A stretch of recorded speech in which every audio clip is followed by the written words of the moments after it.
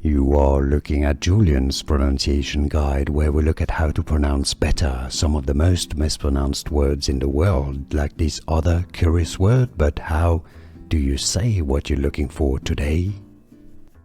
Let's learn how to pronounce the name of these island in French southern and Antarctic lands.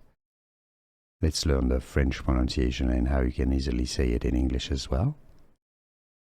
Île, meaning island in French. Amsterdam, Amsterdam being French for Amsterdam, of course. So in English that'd be Île Amsterdam, Île Amsterdam, or in French, Île Amsterdam.